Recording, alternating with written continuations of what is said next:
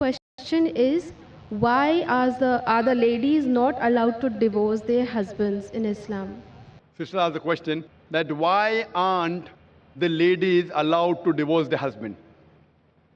As far as divorce is concerned, sister, broadly, you can categorize divorce into 5 categories. One is by mutual consent of the husband and wife both. First category. Second category, unilaterally by the will of the husband.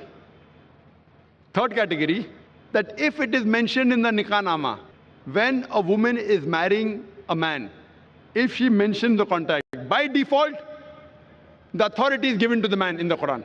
Why? I'll come to it later on. But in the nikah nama, since marriage is a marital contract, a woman can put down any clause in marriage which is not prohibited in the Quran. She can even say that I do not want my husband to take a second wife, because marrying more than one wife is not compulsory in Islam. If the boy agrees, he marries, otherwise they don't marry. She finds a new boy and he finds a new girl. But she can put the clause that I do not want you to take a second wife as long as I am alive. But you cannot put a clause which is against the Quran. You can't put a clause saying I don't want you to offer prayer, because offering salah is compulsory. You can put a clause which is optional. Similarly, she can put a clause that I too want to give unilateral divorce. It's called as talaq-e-tawfeed or isma. Third category. Fourth category is if she does not mention in the clause, but yet she wants divorce, she can request the husband, I don't want to stay with you. She can request the husband to give divorce. That's called as qala. And the fifth category, if the husband does not agree, and if the husband ill-treats her, she can go to the qazi, she can go to the judge, and she can take nikah-e-fask.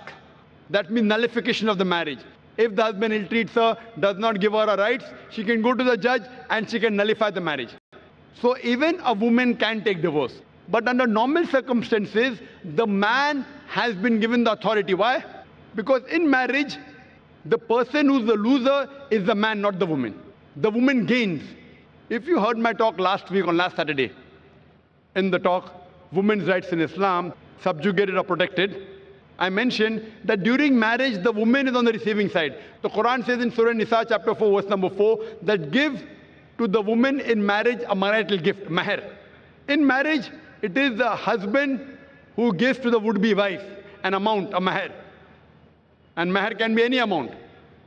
So imagine, before she's married, it's the duty of the man, duty of the father and the brother.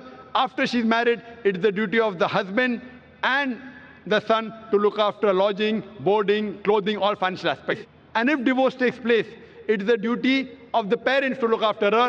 If not the parents, it's the duty of the society to look after her. If not the society, it's the duty of the Islamic State to look after her. So she's financially secured. If divorce takes place, the man gives the divorce, he loses the mahr. But the woman, she's on the receiving end. Now, she has a chance to get married. Once she gets married, she gets new mahr.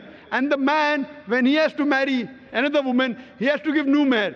If the full authority is given to the woman keeps on marrying and divorcing, then she will keep on gaining money. Who's the loser? Is the man.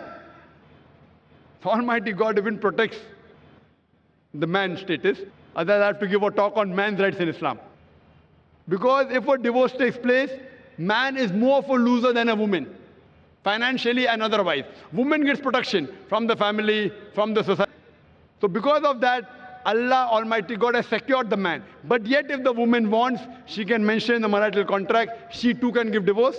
Or she can request divorce from the husband called as kula. Or if the husband ill-treats, she can go to a judge and she can nullify the marriage, which is called as nikah-e-fask.